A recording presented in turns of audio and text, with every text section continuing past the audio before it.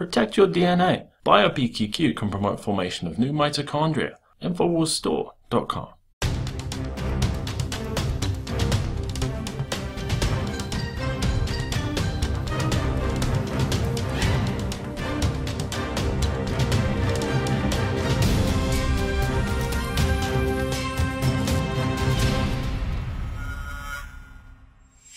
Welcome to the Infowars Nightly News. It is Tuesday, March 24th, 2015, and I'm Leanne McAdoo. Here are tonight's top stories.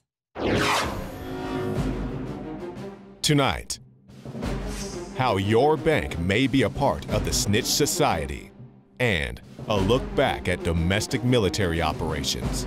That's next on the Infowars Nightly News.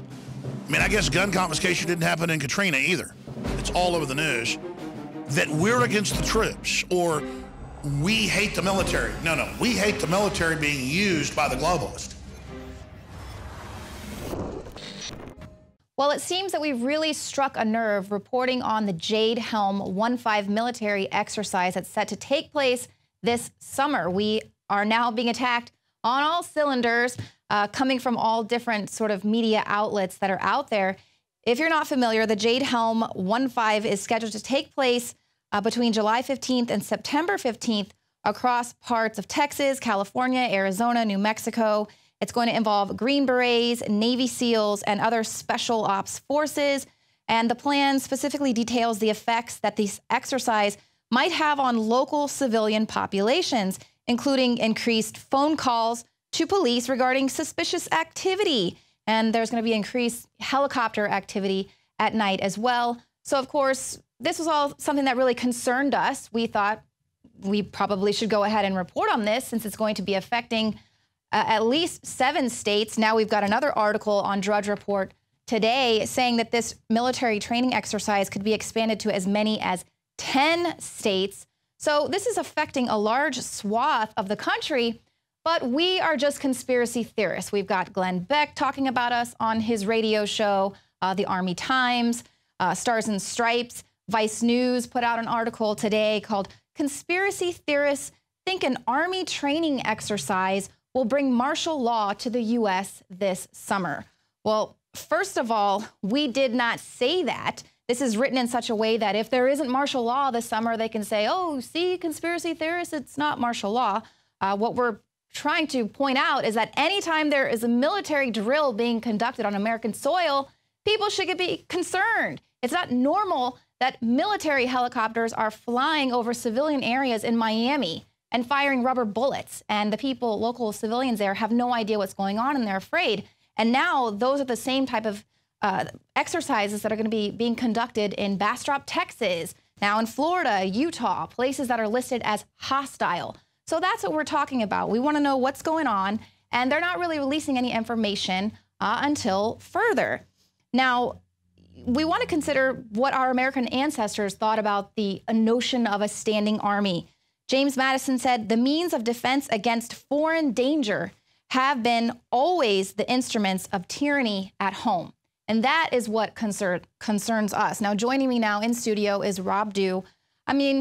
For people that aren't really familiar with what we do here at Infowars, we have reported on so many different military exercises throughout the years.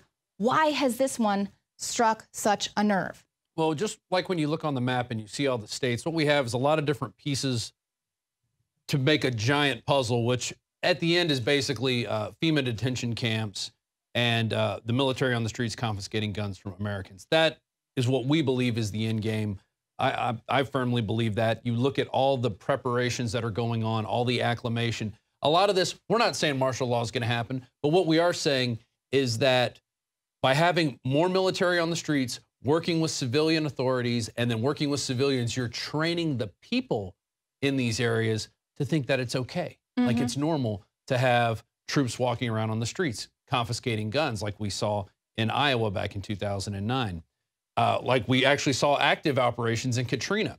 But it all kind of goes back to this civilian inmate labor camp program, which is the Army working with the Prison Bureau, the Federal Bureau of Prisons, to actually get laborers from the civilian sector and have them working on Army bases. You can actually, this is just part of the plan, page 145 of the book, 9/11 Descent into Tyranny, which Alex Jones released in 2002, it just talks about, well, there's 12 installations at the different camps and different forts in the United States, prison camps. They have off-post programs where they're taking prisoners, bringing them in and having them work on different projects. So actual work camps with civilians working for the Army. And I mean, I don't know if you think that's creepy. I think that's super creepy. And it goes on from there, as you mentioned, Garden Plot, which has a lot of interesting tidbits in here about minorities, about the increasing poverty levels, increased violence. What we're seeing now, we're seeing when you these have the Soros minority groups threatening the police. Right. We see all this kind of coming to a head now. But I want to remind people about, there was a this is for the United States Military Police, Fort McClellan in Alabama, and this is back in April 2006. They released the Civil Disturbance Operations, which outlines a whole host of activities that they have planned for the American people when a civil disturbance breaks out. And we outline this in 2 articles.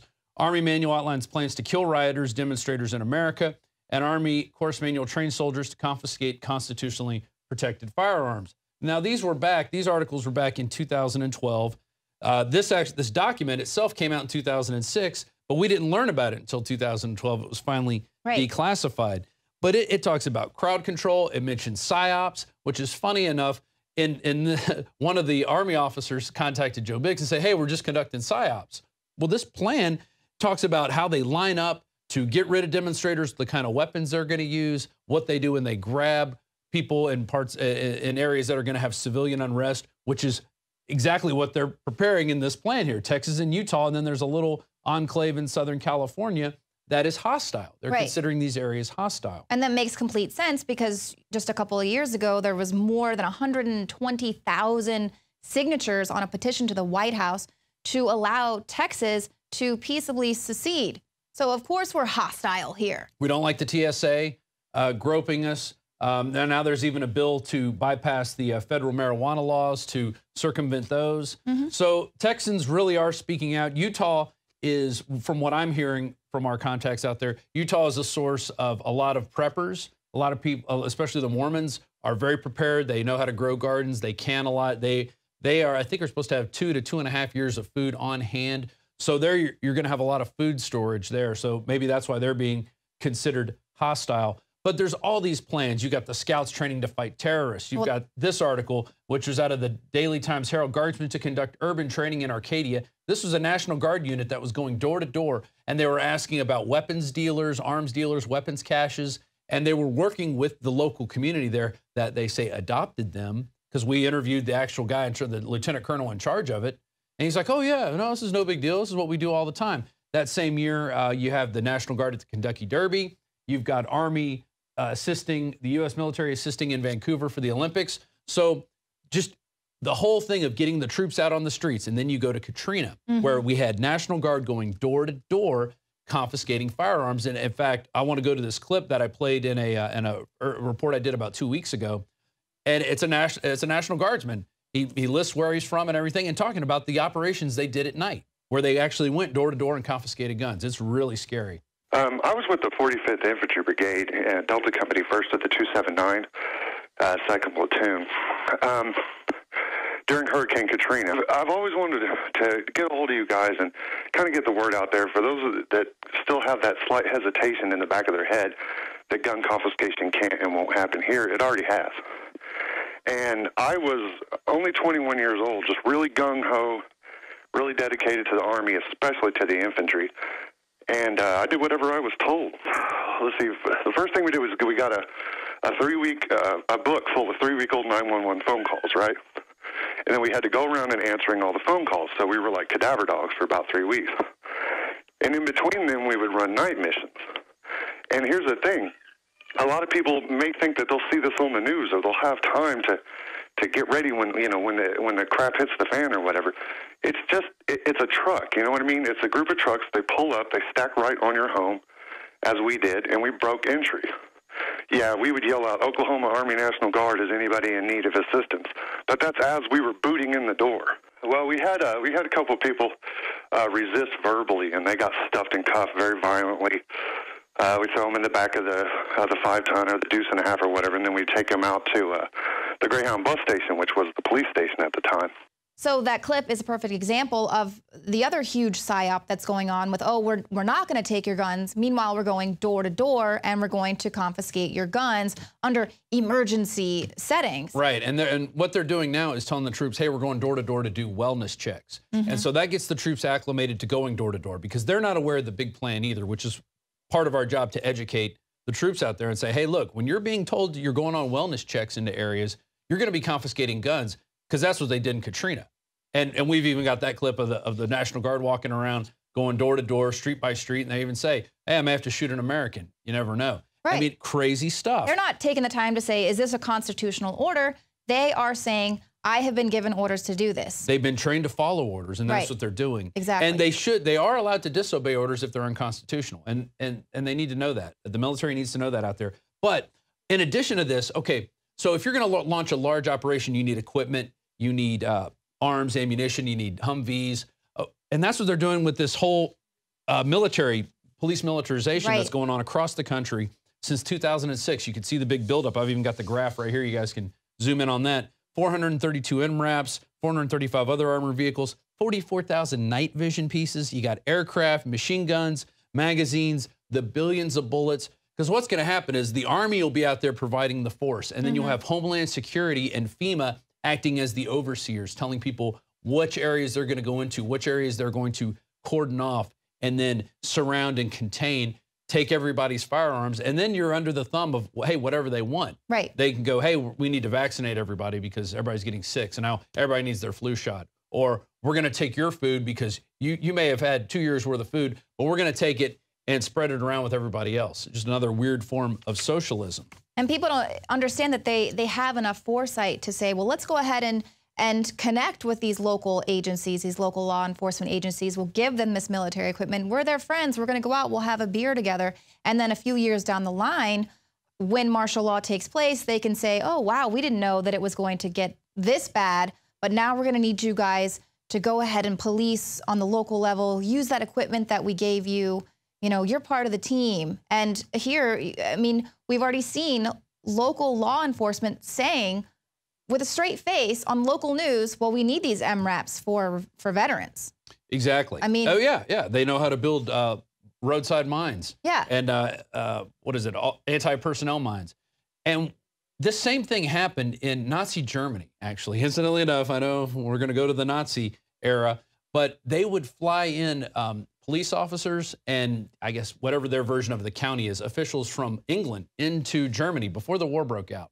And basically we're getting to know these guys and building up a repertoire on them. So when they invaded England, they knew who to go to say, hey, we need you to go in and find all the infiltrators. So they're treating us like the insurgent force going in to meet the local officials and public servants that are supposed to be on our side and protect us. But they will willingly open their doors to the federal government, open their doors to the Army. Oh, well, we need to do this. It's you guys say it's a hostile, we're in a mission situation, so we're going to cooperate with you. And that's how it happens. And it's really sick and disgusting how they're doing it. We should be taking all this time and energy and doing things to improve the economy, doing things to improve our actual border that is being overrun right now that we're doing nothing about. Stopping the real drug dealers that are shipping people and drugs and who knows what else across our southern border. I mean, we don't know at this point because we just don't have the manpower down there doing it. We're too busy saying Texans and Utahns are the enemy here. Right. Well, Utah did threaten to shut down the water supply at the NSA. So, of course, that's a hostile movement right there. But Starbucks wants everyone to talk about race. Right. Don't worry about anything else except race. That's the big issue right now. We shouldn't even talk about this. And people who do talk about it are total kooks because they get fired up when they see the actual plan taking place in front of them. And we go, hey, guys, we need to be on the lookout for this. Oh, we're saying it's martial law going to happen. No, we're not. We're saying the military does not need to be on the streets of America conducting operations that lead to gun confiscation. And that's what's going on. Absolutely. And, if Starbucks really wanted to help, they could educate people on some of these plans like Operation Garden Plot, which is going to, enforce this martial law because of high unemployment in minority groups or civil unrest in minority groups when there's an uprising with minority groups against local law enforcement. And those are things that we're you saw in seeing. Ferguson. That's exactly what we're seeing in Ferguson. I mean, we just had, who's it, the Huey P. Newton Gun Club calling, chanting to kill cops. So we're seeing a more outrageous effort. It's while doing it, right holding firearms, doing an open carry, which that in itself, the open carry is a good thing, but running around chanting, you want to kill cops, that's not something we want to see. Right. When you saw the other gun groups that Jakari, knows and hangs out with and goes on marches with them, when they go out, it's not about killing cops. It's about, hey, this is our constitutional right and we're going to open carry. Right. And then, when we have the groups in Spokane protesting about the police military buildup there, and then the sheriff hides and goes on vacation, doesn't want to talk to anybody. See, we're trying to open dialogue with people. We're trying to educate people. We're not hiding anything. Right. Why does the Army have to hide this stuff? Yeah. Why are they so afraid of just coming out and saying, look, we've been told by the feds that, the returning vets are the problem. So we really have to come after you. They're not admitting that, and it's knowledge. It's what they've said. The Homeland Security has written about it. They're the ones that are sending us the documents. That's who is providing these documents to us. And we are merely putting out other news reports, local news that is reporting on the militarization of the police, or these are government documents. This is 121 pages long about how to round up people. Right. How to round up civil disturbance operations. And it's in the continental United States. It says it on the document. You can read it. It says there, no warning shots will be fired. Check out these articles. It gives you a good breakdown of it. And then you can go read the whole document for yourself, do word searches for it. I mean, look at all this stuff. Look at the Stability Police Force for the United States, written by the Rand Corporation back in 2010. And this was commissioned, incidentally, prepared for the United States Army.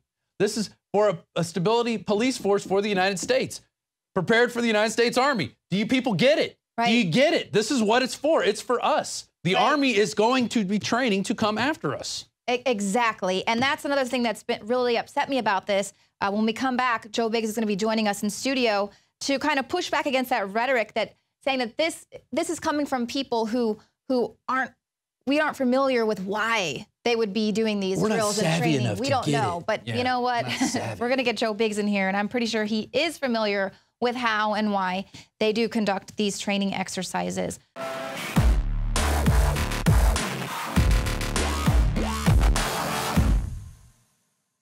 Infowars Life and InfowarsLife.com is extremely excited to announce our latest release, Winter Sun, a revolutionary type of vitamin D3. Winter Sun is a premium quality vitamin D3 nutritional supplement. It is produced by extracting oil from healthy, nutrient-dense plants known as lichens. Every batch is analyzed for purity and D3 content. It's completely free of toxins and allergens. Simply put, if you want the best at an extremely low price, this is it. Winter Sun is the result of our pursuit of the best source of vitamin D3. The research and development took over 2 years, but the result, as verified by independent laboratories, is the best vegan vitamin D3 product in the world.